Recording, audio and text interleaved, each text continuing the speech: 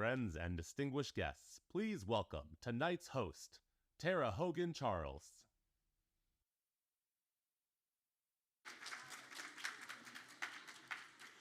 Good evening, everyone. Thank you so very much for joining us. As a chair of the board for Tahirih, I'm honored to be your host for the second year in a row. They actually invited me back. So welcome, welcome, welcome. Welcome to another great night, shining a light on the survivors who put their trust in us and celebrating the accomplishments that supporters like you make possible. If you're here tonight as someone's guest, maybe you're learning about Tahirih's work for the first time. Well, you're exactly where I was a few years ago.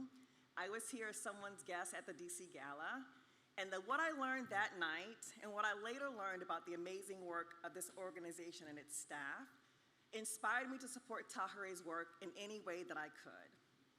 My hope is that all of you leave tonight's event equally inspired, whether you're a longtime supporter or just becoming familiar with Tahirih.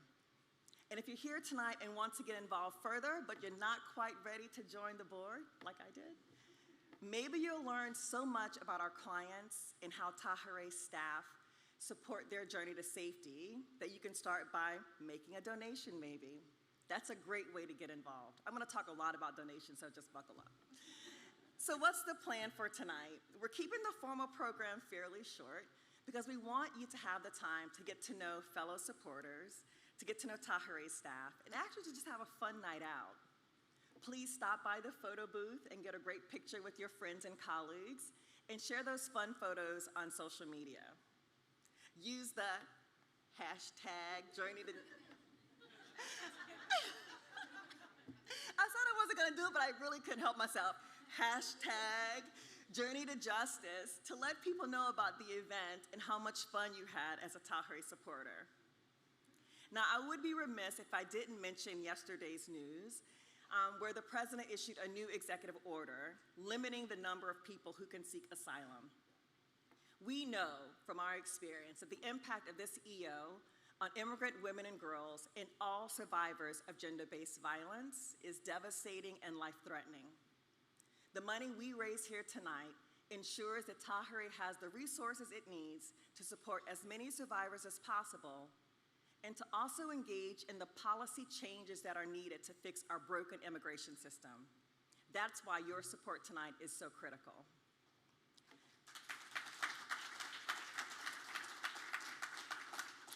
So back to that conversation about donating.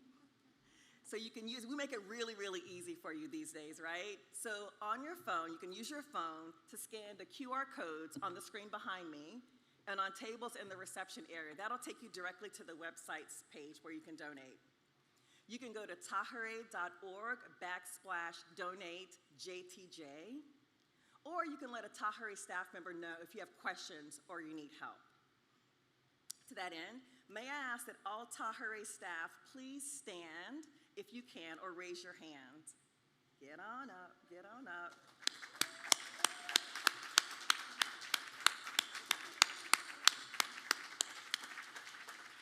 So not only can these fine folks help you donate, on behalf of the board and personally, I just want to thank you, each and every one of you, for what you do day in and day out, for those we serve, and for all immigrant women and girls and survivors of gender-based violence.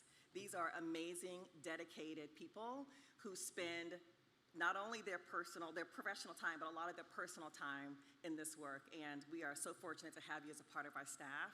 And the board thinks you're amazing. I think you're amazing. So thank you so very much.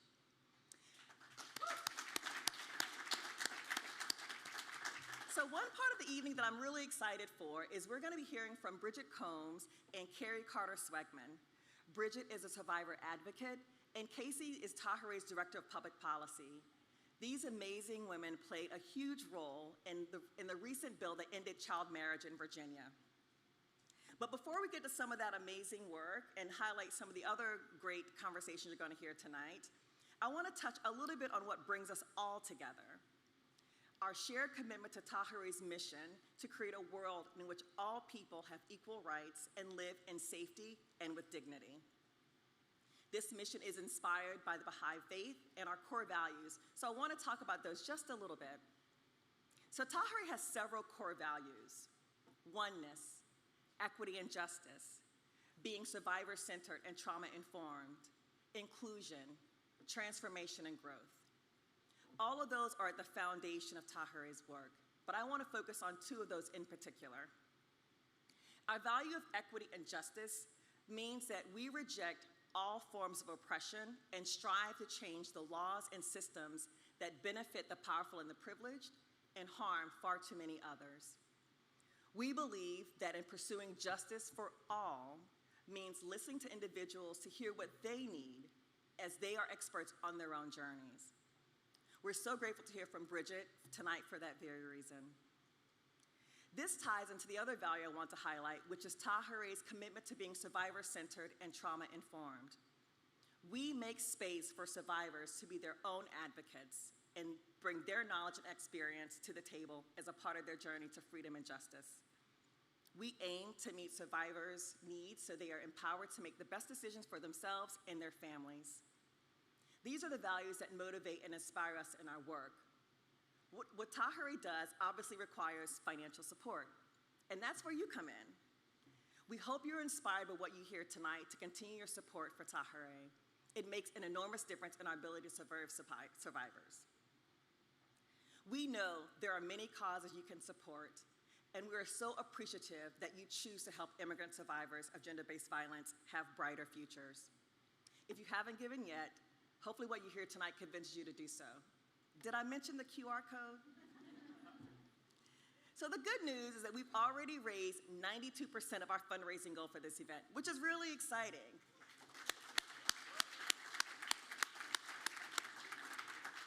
But 92 ain't 100, and your donation can help us get closer to that goal. Now, I'm going to turn the podium over to one of the most amazing people that I know, and that's the CEO of Tahirih, Archie Piatti.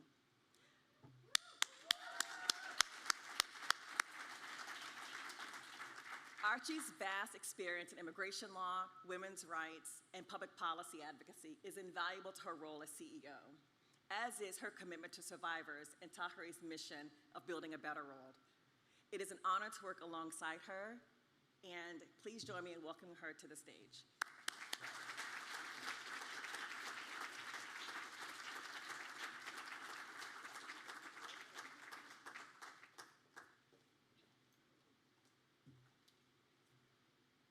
Thank you so much, Tara, for your leadership as the chair of our board and for being our host this evening.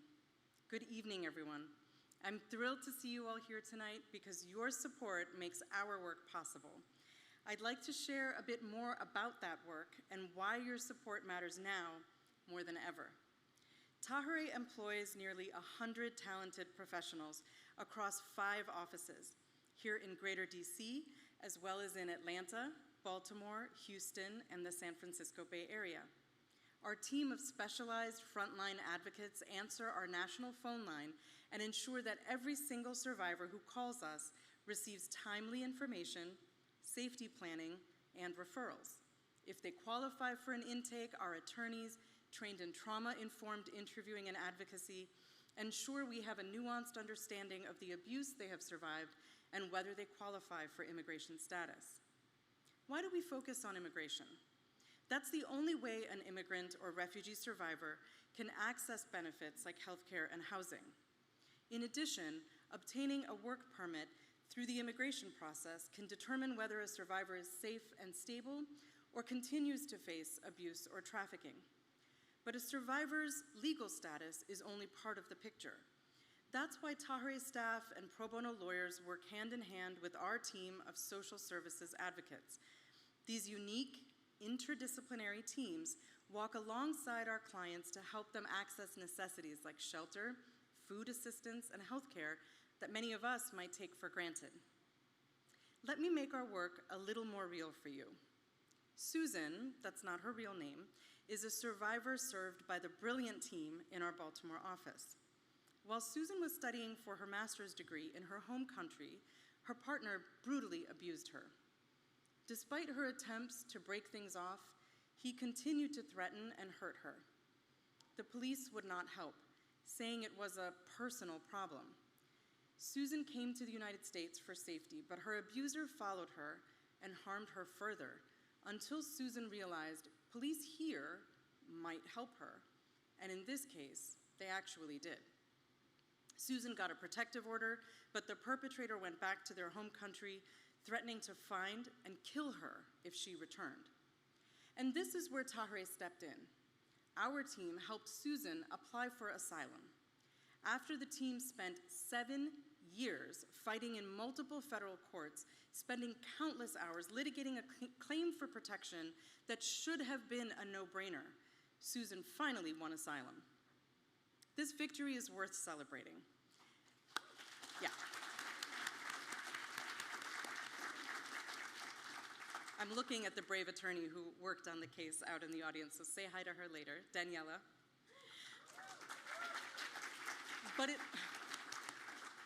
But it also reminds us that without trauma-informed expert legal representation, women like Susan are unsuccessful more often than not, facing deportation, abuse, and even death at exceptionally high rates. And they need us now more than ever before. Just yesterday, the administration announced a new executive order, as you heard Tara mention, that among other things allows the border to be closed when an arbitrary cap is met. Forcing survivors of trauma who have left everything behind to wait in line, often in unsafe, unsanitary, and inhumane conditions, just to have a chance to ask for help is beyond unfair. It is unconscionable. We have seen policies like this before. We have fought against them, and we know they do not make things safer, more efficient, or fairer for anyone. No, we need common sense reform instead of exclusionary policies that harm survivors of violence, and particularly survivors of color. Tahirih is one of the few voices fighting against these policies so that survivors can reach out for help and get to safety. But it is very hard to fund this work, and our need for your support is dire. In fact, a recent study found that causes related to women and girls received only 1.8% of all the charitable giving in 2020, despite the fact that women make up more than half the US population and 1 in 3 women experience intimate partner violence like Susan faced. Beyond that, vulnerability to violence and exploitation is even greater for immigrants. It's upsetting, though perhaps not surprising, that we see so little financial backing for those who truly need it. Tahirih is ready to advocate for the protections that survivors need to be free from violence. But if we can't do our job, we can't offer the same help to other survivors that we could give Susan. So let's take action. Let's come together to make critical investments in our future. Whether you can give financially, volunteer your time and skills, partner with us in your community, or use your voice to amplify Tahirih's advocacy work on your social media platforms, you can make a difference. I hope that what you hear tonight shows you how your words, your actions, and your allyship really do matter. Thank you so much for your support. We have so much work to do, but I'm grateful that we are in this and we can do it together. And now, you can clap for that. We're gonna do this together. And now, it's my pleasure, my honor, to introduce my colleagues, Mari Carmen Garza and Adriana Lopez, who will help us recognize some of the individuals, organizations, and law firms that choose to invest in Tahirih and really went above and beyond for survivors last year. Mari Carmen?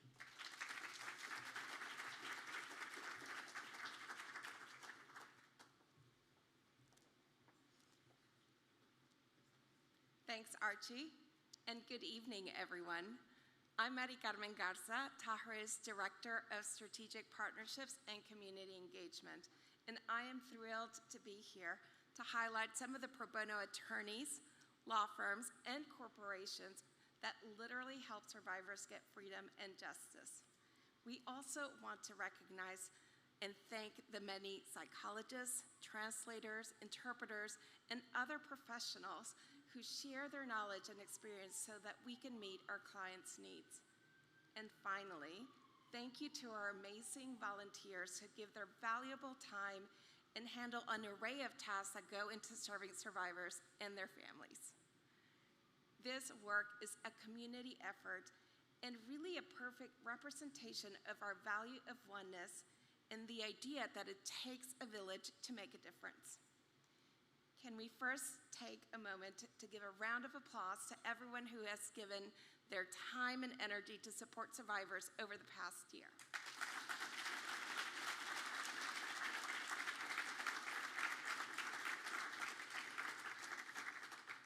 Thank you. We are so appreciative of all of you and your commitment to survivors. The legal services that Tahirih offers to survivors are key to helping them live safely and build new lives. The dedication of incredible law firms enables us to stretch every dollar to create a $6 of impact, which is really amazing. 3 firms in particular made a huge difference this year by giving their time and legal expertise to serve immigrant survivors. Latham & Watkins work with our Greater DC, Houston, and San Francisco Bay Area offices to plan and collaborate on an organization-wide adjustment of status project, which includes trainings and helping clients with their adjustment of status applications. Adjustment of status is critical as it allows survivors to obtain a green card without needing to return to their home countries, which gives them a chance to have a stable life in the United States. Winston and Strawn represented a survivor who fled Nigeria and sought asylum in the United States after her partner was murdered on account of her sexual orientation. The Winston and Strawn team, supported by the Houston Tahirih office, prepared for the asylum interview, doing so with only 2 weeks' notice after the case had been pending since 2015. When the case was referred to court, the survivor's pro bono attorneys agreed to continue representing her. Finally, we are grateful to Skadden, Arps, Slate, Megger, and Flom, who have been incredibly supportive of our work for a number of years in many ways. Skadden has been a longtime pro bono partner, taking on 56 cases over the last 15 years, in addition to raising money through Tahirih's peer-to-peer fundraising campaign.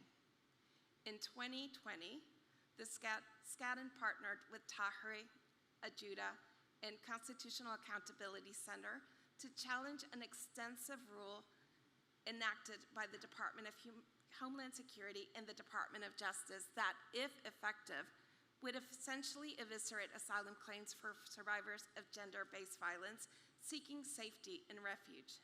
Skadden has been instrumental in leading this litigation that could impact millions of people seeking asylum. Thank you to these firms for being an invaluable part of our legal services and our support network for survivors. Let's give them a round of applause.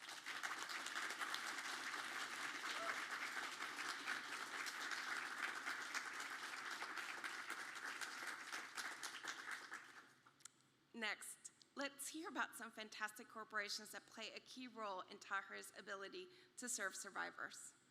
First, we want to thank and honor Hilton Hotels for their longtime partnership with our Greater DC office in representing a courageous Honduran survivor of domestic and sexual violence and her 2 children, all of whom were granted asylum just a couple of weeks ago.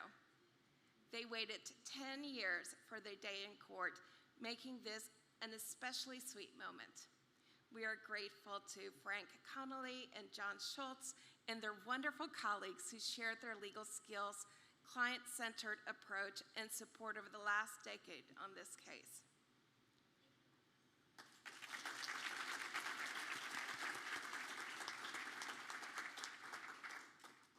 Tech R2 donates laptops on a quarterly basis to Tahirih clients.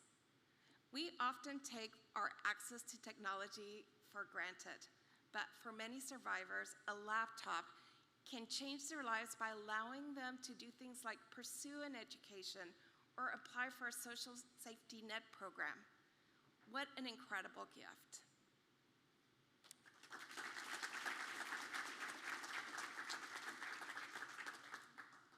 Finally, Cisco's legal department has been an essential supporter of the San Francisco Bay Area office by helping to plan at least 10 legal clinics throughout the year, aiming to serve more than 40 individuals. They also assisted with translating client materials and worked on technology-related projects. Thank you so much, Cisco, Hilton, and TechR2.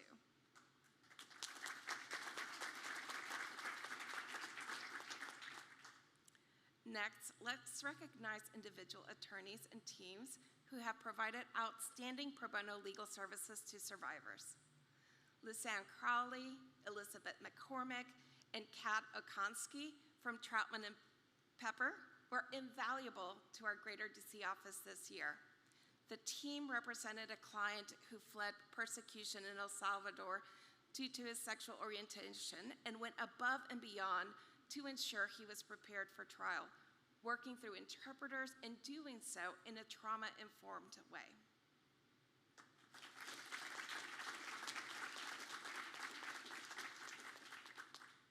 Susan Dumont at Miles and Stockbridge provided a stellar partnership this year with Tahirih's Baltimore office.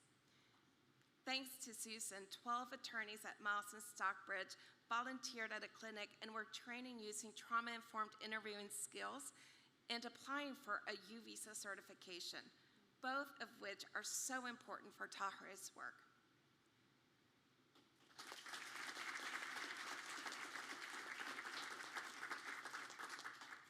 Christy Carden from King & Spalding was nominated for her work with a mother of 3 who fled her country after being violently attacked for protecting her young daughters from forced female genital mutilation.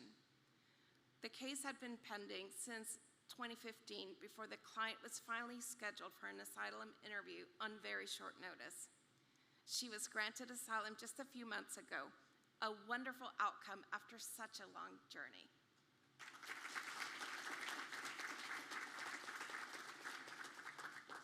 Also in the Houston area, a team of pro bono attorneys from Baker Botts, Brandon Shen, Steve Mall, and Michael Silliman successfully represented a Nigerian client seeking asylum in 2023 to prevent the forced genital mutilation and forced marriage of her daughter.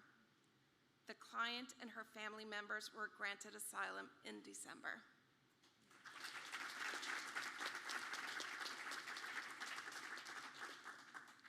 Please join me in thanking these wonderful attorneys who gave so much of themselves to support immigrant survivors despite having so much on their own plates.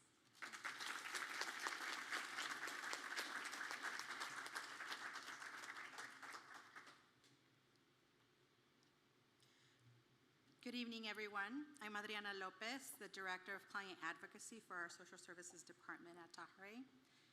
We know that these legal experts and corporate partners are pivotal in our efforts, but we couldn't provide the best care to survivors without the committed community partners and volunteers in our village. So I'm excited to share a little bit about them with you. First, let's hear about some of our community partners. In Atlanta, the daycare Bright Horizons at Wildwood and its director, Tina Carter, have been incredible partners. Tina goes above and beyond with the support she offers, whether that means collecting clothing donations for a client and her 2 daughters, providing gift cards for a client, or doing whatever she can to help those we serve. In Baltimore, the HEAL Collaborative is a group of medical and mental health providers. They're trauma-informed, client-centered, pro bono forensic psychological evaluations of clients have helped all of them win their asylum. We are very grateful to HEAL Collaborative's directors, Dr. Nicholas Cuneo and Dr. Noof Bazas and their team for being so supportive of Tahirih's work. And finally, I want to highlight the Texas Council of Family Violence.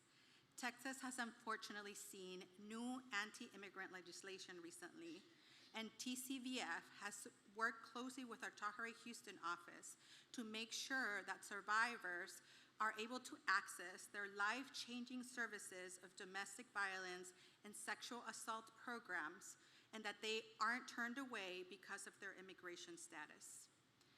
What incredible work this group is doing. Can we have one round of applause, please, for Bright Horizon, the HEAL Collaborative, and the Texas Council on Family Violence.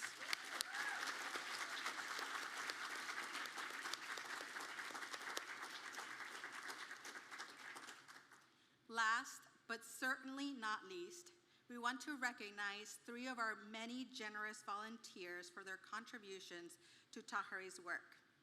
Judy Applebaum is a volunteer attorney with our Greater DC office who has shown dedication to our team and our clients. She has provided support on so many of our cases over the years, and her skills are simply unmatched. Woo!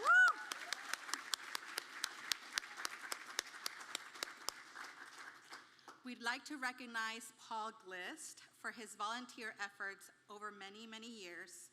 Paul previously served on the board of directors for 10 years and is now Tahirih's general counsel as a volunteer, dealing with many different legal, management, government, and strategic issues for the organization. Finally,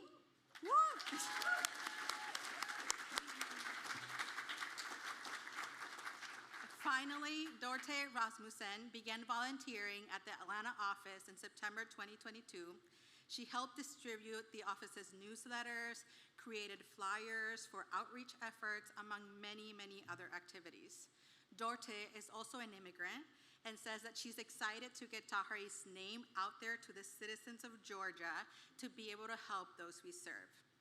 We are so grateful to all of these honorees for making our work possible across the country.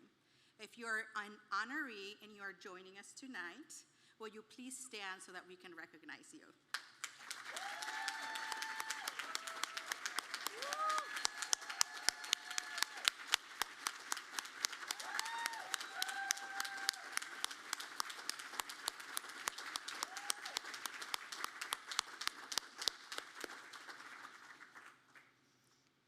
Thank you so much. I also want to take this time to thank Tahirih's Board of Directors, a group of 20 dedicated lawyers, corporate professionals, and former Tahirih clients who volunteer their time to support and guide this organization as we carry out our mission and pursue a world without violence.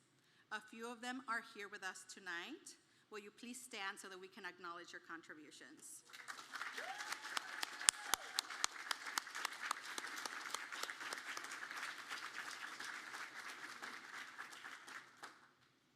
We are so lucky to have former members of the Board of Directors and some of Tahirih's permanent board members joining us as well. Will you please stand so that we can thank you?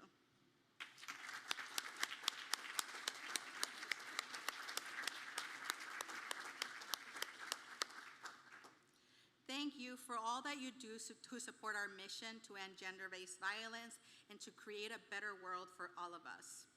Finally, we want to recognize the generous sponsors that made this evening possible, whose names you now see on the screens. Thank you to the following firms and organizations that contributed so we could enjoy such a special night together.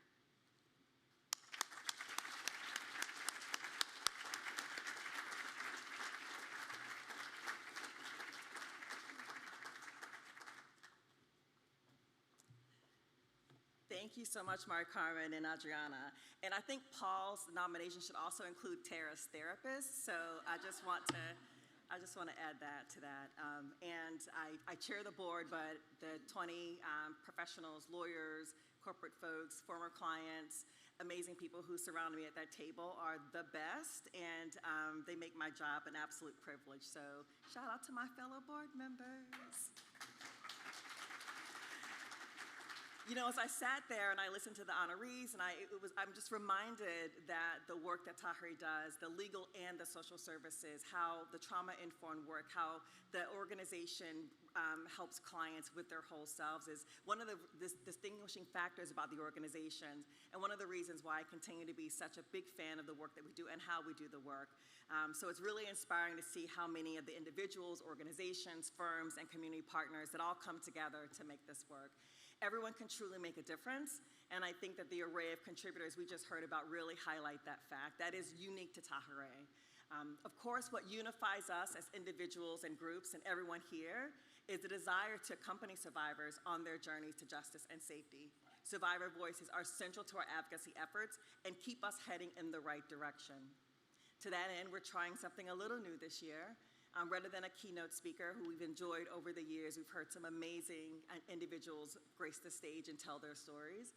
We're going to hear from a survivor and a Tahirih staff member, both who were key to the effort to end child marriage in Virginia. Yes, child marriage is still a problem in this country. I'm honored to introduce Bridget Combs, a survivor advocate who was courageous enough to share her personal story, and Casey Carter-Swegman, Tahirih's Director of Public Policy. Please join me and welcome them to the stage.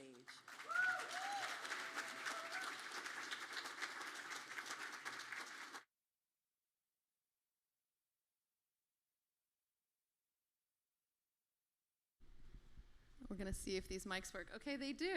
Hello. Yay. I'm really new at this. Yes, so prefacing all of this with the fact that I am not Oprah. Neither one of us have ever done a fireside chat together or elsewhere. So bear with us, but hopefully we'll have a really inspiring conversation. And we will get to that video very shortly. But before we do, I just wanted to sort of draw the connections between the video we're going to watch now, the conversation that Bridget and I are about to have, and the work of the Tahirih Justice Center that you have already heard about this evening, which focuses on immigrant survivors of gender-based violence seeking safety and justice in this country. And there is a distinct connection between that work and the work to end child marriage in America. A lot of people, maybe hopefully nobody in this room, because you follow Tahirih's work, still to this day do not know that in the majority of states, child marriage is perfectly legal. There are many states that have no minimum age for marriage whatsoever. That includes California, where we have an office. And so when I think about the ways in which we are working to end violence against women globally, you have to imagine that girls are only as safe as the weakest law allows them to be. So it's all well and good to see places like Bangladesh and the UK and Mozambique ban child marriage, but if we haven't done it here in the United States and we ignore the problem in our own backyard, individuals from those countries are still vulnerable to being brought over to the United States as child brides through our immigration system and living in a state here where that marriage is perfectly legal. And so all of this work is interconnected. If we do not fix our own laws in our own backyard, we leave everyone vulnerable. And so it was such an honor to work with Bridget on the campaign to end child marriage in Virginia. And before we get started with our conversation, we have a short video that will give you a little bit of background about Bridget's story and our campaign in Virginia.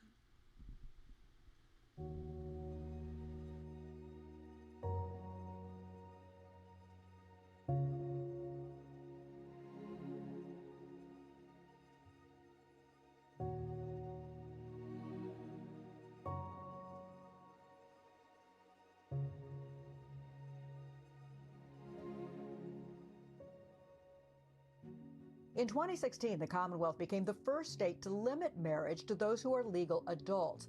But through a complicated judicial process, some 16 and 17-year-olds can still win permission to marry. Now, one report estimates between 2000 and 2021, nearly 8,000 minors were married in Virginia.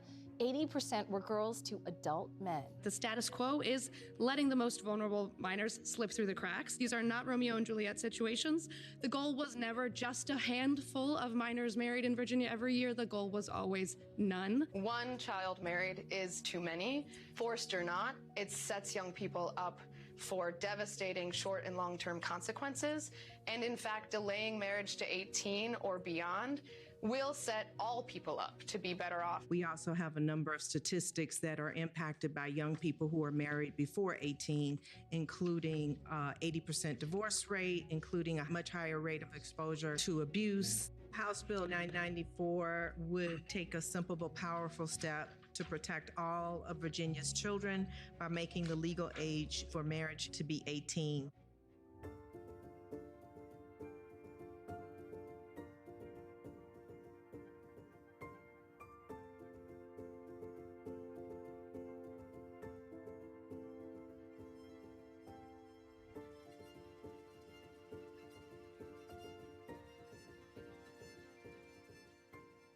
These are pictures of Bridget Combs taken when she was just 15 and pregnant, married at a courthouse ceremony to a much older man. It happened through a pairing her mother set up for religious reasons. I was about 7 months pregnant, and my parents, we need to go to the courthouse and get married. But think about that. Without marriage, that would have been statutory rape. I was 15 and 7 months pregnant when I stood in front of a judge being married to a 38-year-old man while agreeing this is what I wanted and I was not being coerced. The adults there agreed it was in my best interest. Documents were signed and I was married. It wasn't long before Bridget realized being married at age 17 with 2 kids by that time just wasn't right. And oh my gosh, this is not going to work. And now what do? I can't go to my parents. I'm not old enough to file for a divorce. I don't even have a driver's license. You're just in a vulnerable situation. And like for me, I became homeless. And eventually I found myself a single parent with 6 children, still no schooling, trying to battle through. I've been married 19 years to my husband now. Everything is good, but I mean, it's been a long journey, and there are still things that people don't see that I struggle with. With all due respect, does anyone here actually think a vulnerable young person in fear of their parents or even God himself is going to protest? I can tell you when I was the one standing there, I could not. I'm just finding my voice, and this has just really been huge to me.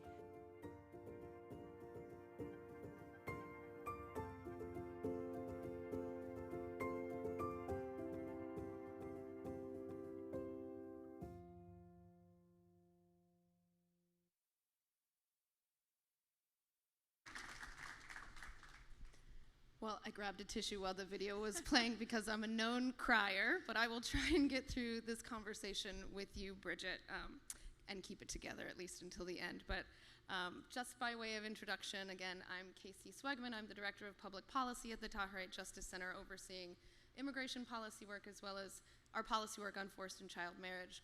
And I am privileged to be here on stage with Bridget Combs, who is an advocate and a survivor and a mother and a friend, as evidenced by all the people who showed up to support her today at this event. And so I want to tell a little story about how we first got in touch, which involves Halitz, who is here, who's sharp as a tack. And basically, on the day of the very first hearing in Richmond, I was in my car trying to park and thinking about my testimony and a million things, and Halitz forwarded me an email with the little red flag that makes it look like it's urgent, because she was smart enough to know that this was an email I needed to see right now, and it was an email from you. We had never met you before, and you just wrote and shared your story and said you lived 30 minutes outside of Richmond, and I thought to myself, like, this is it. This is the thing that we have been missing. This is what's going to help us get over the finish line in Virginia. I just knew it right away. And I'm just curious, what was it like for you to write that email? What were you feeling in that moment? And what is it like to get involved in the campaign at the beginning? Well, first let me just say that I'm the one who's really honored to be here and really just blown away with everything that Tahirih is doing, that you have done, the team effort, the support. It really, not to mention, of course, my family, my daughter, my friends, everybody, but what you've done personally in supporting and enabling and helping me has been, there are just no words, and I just wanted to express that really quick. So. I do remember that day that I sent the email. I happened to be on a mailing list for Tahirih, and I saw legislation happening in Virginia now to ban all child marriage and have a minimum age of 18 without exception. And this had been a dream of mine, being that I live in Virginia, for a long time. And suddenly it was there. And I remember the moment. I remember where I was. And I mean, I just completely freaked out and I was shaking. And I thought, well, I've got to do something, but I don't know what to do. I don't even know how to make sense. And so I just started sending an email. Like, I don't know what I can do, whether it's surely there's someone I can speak to. I'm in Richmond. I will go there. I will find a way. And that prompted the email. So. And you did. And it was like all of the stars aligned. And there's this memory that I have of getting texts from you about all the things you were doing in between all of your personal obligations, in between, keeping yourself fed and rested, hopefully. But you outlined an expert level policy strategy. And I was like, Bridget could just do my job. I don't need to tell her anything. And I'm curious where you think those instincts come from. And if you want to tell us a little bit about maybe some of your best conversations that you had with legislators. Because, I mean, Bridget was looking into their personal lives, finding hooks to these issues from the communities. I was a stalker. No, but that's what we do. I wasn't doing any stalking. Looking into their prior bills that they introduced, looking into their vote records. I mean, that's instincts that you can't really teach people. And so would love to hear sort of where you think that drive comes from and some of your best conversations with legislators, and maybe if there were any challenges that were sort of lessons learned. Probably, ultimately, it comes from survival. I mean, honestly, just growing up in an environment where you had to be aware, kind of hypervigilant, which is not necessarily good for the nervous system, but I mean, it helps in survival at times, to be on, okay, what are they thinking? What are they about to do? What's happening here? Just to kind of suss out the situation. And it's probably where it originated. And then, having 6 children and then having to relate to different people, different jobs, and just kind of learning along the way. And I've always been sort of I can't solve problems in my own personal life very well, but I've always been somebody who's mechanically inclined or very curious, wanted to know human body or how machines work. How does something work? How do we you have a problem? Well, how do we fix it? Well, before we can do that, we need to know how does this work? What's causing the problem? So without going into a long thing, I think it just kind of started with there. So, okay, we have a problem. Child marriage is a thing, and we've got to stop that. So we just have to figure out, well, okay, why is it a thing? What's the holdup? What's the problem? So getting to know people's, where they're coming from, so that how to reach them. So, a lot of it was just educating, just one-on-one, taking the time to explain. Explaining things does a lot, and I don't think that's anything special. It's just when you understand a situation, like one of the legislators has a background in law, and to him, well, emancipation makes a person an adult, so this is a non-issue. Why is this even a thing? This shouldn't even be here, because you're an adult, it's done. It's not child marriage. Well, let me explain to you how this works from someone who's lived it. And after working a little bit, in the end, not only was he in support of the bill, but he's like, and why did we put a 1-year delay on this? And then I had another conversation with one fellow. We engaged for quite a while. I understand where he's coming from. He's never going to change his mind. Nothing I really do about that. We'll just go on to the next one, and now we know where he stands. So, I mean, that is incredible. Also, just courage, right? I mean, sometimes even I struggle with this is an office I really don't want to call today, or this is a staffer I really don't want to talk to today. But I have an organization behind me and colleagues often with me, and to see your text at the end of a day saying, I called this person, this person, this person, this person.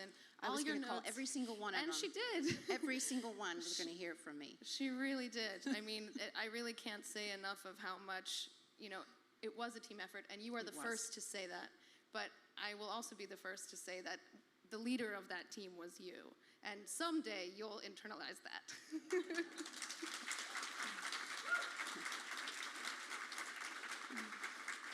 And so I think another thing that would be great to learn is just, we've had this huge success in Virginia.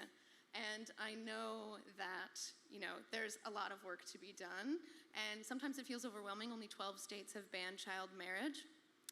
But curious, you have said you want to keep advocating. You want to keep doing this work. What inspires you to continue advocating to end child marriage?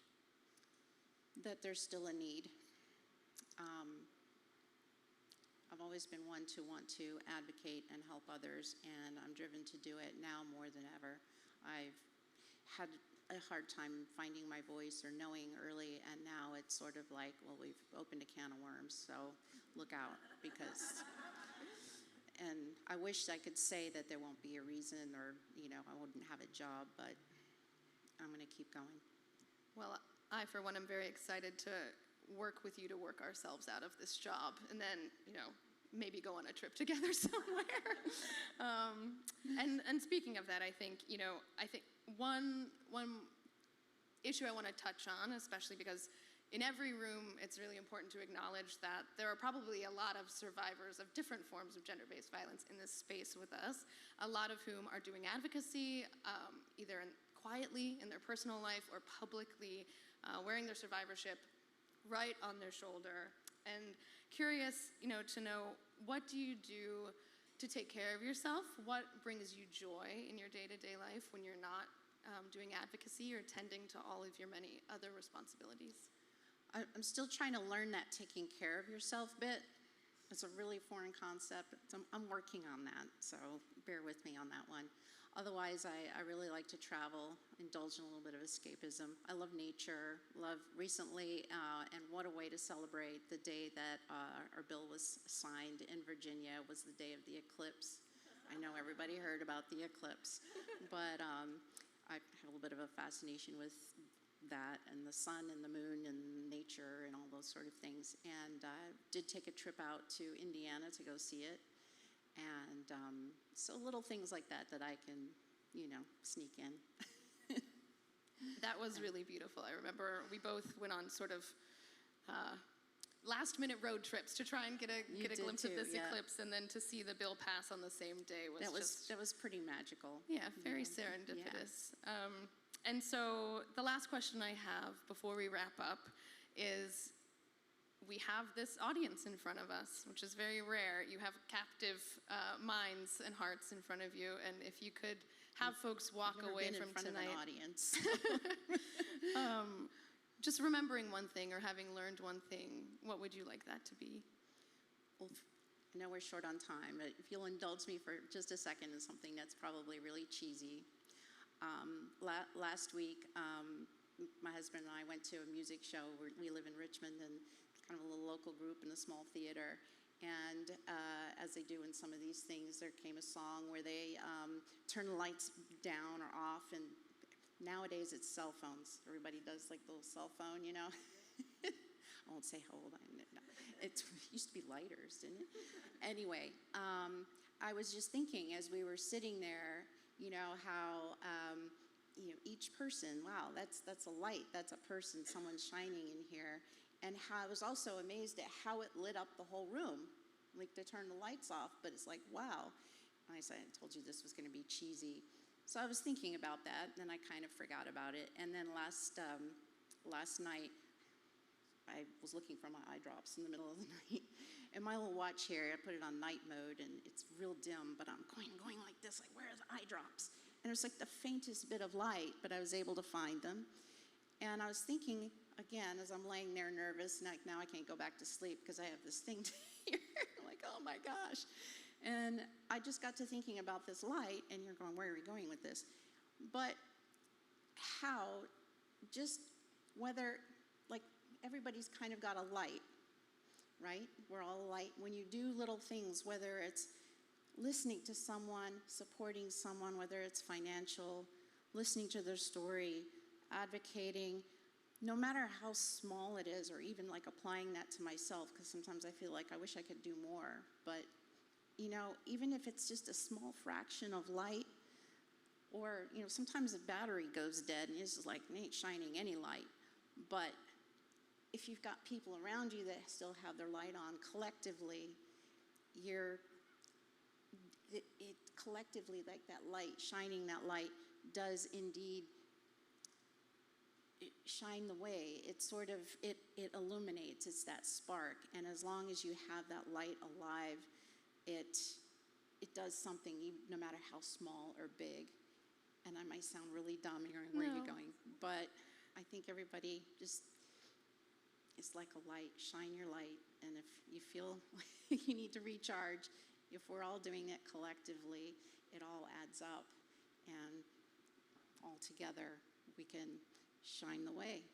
I think light that's the way. Really beautiful. So So. I'm going to pause for claps because it's not cheesy. And you're such an incredibly inspiring speaker. You were, for me, many times the light in this campaign. It had ups and downs. The video makes it look like we testified and we passed the bill, but many people know it was not like that. No. You were the light for many people. You inspired other survivors to come forward. Well, they You might inspired not me know. as well. Yeah. It was very much. To me, it will always be Bridget's Law that we passed in Virginia, so just one more round of applause for Bridget. And thank you so much for being here and for all the work that you did.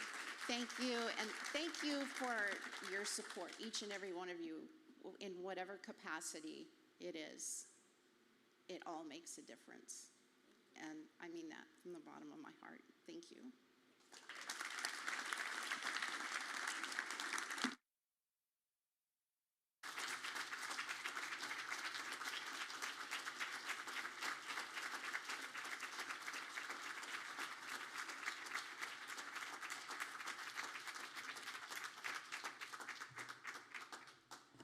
So Casey is better than Oprah. And Bridget can do a fireside chat anytime that she wants on this stage and future stages. So can we please thank them one more time for that amazing conversation. Thanks to you both for not only everything you did to make history in Virginia, but also sharing your personal stories and insights into how that all happened. So thank you so much for that. So how can we keep making history and keep supporting survivors? Well, as Archie mentioned earlier, Tahirih needs your support now more than ever to combat the policies and messages that harm immigrants and the country overall. Even while there is so much going on in the world that's beyond our control, there are some things that we can control. We can shine our light, Bridget. We can control how we use our voices and resources to create the changes that matter to us. We can continue to come together and strive to make the world safer for all and to make the United States a place where immigrants can live safely and with dignity. We can speak out against the attacks on asylum and people seeking asylum. And we can make sure that we participate in our democracy so that immigrants can access what they need and deserve when they arrive. Survivors endure arduous journeys before they even reach the United States, and they encounter so many more challenges once they're here. I know that I want to offer some relief to them and give a helping hand wherever I can. What about you? If you're committed to ensuring survivors have access to justice and making the United States better for everyone, not those that are just in power, please do give to Tahirih tonight. Whatever you give really does make a difference. And don't forget about Tahirih after tonight. Hashtag Journey to Justice. You can set up a monthly donation as a part of our Tailwinds program. You can share your support for Tahirih on social media, and you can encourage others to give as well. If you have family and friends or colleagues who believe, like you, that survivors deserve a better future and we can make that happen, let them know how they can help. I'm excited to build on this strong community of support with you so that Tahirih can continue to accompany survivors on their journey to justice. It's been an honor and a privilege being your host tonight, and I hope you enjoy this evening as much as I have. Now, it's time to mingle, time to take some photos in the photo booth, enjoy some food and drinks, and don't forget to make a gift if you haven't already. Thank you again for being a part of Team Tahirih.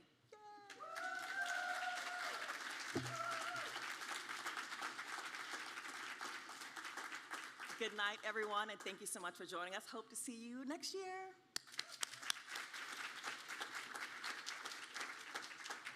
Oh, I'm sorry.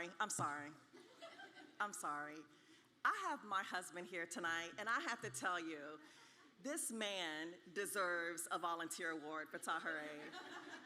The amount of support that I get as a board chair, he's just amazing. He's a big Tahirih fan as well. We'll be watching something on TV. He's like, that is not access to justice. So I just have to say, from this stage, thank you, Mark, with all my heart. Thank you so much for being a huge supporter, and I appreciate you coming tonight. So, all righty, now we can go and mingle.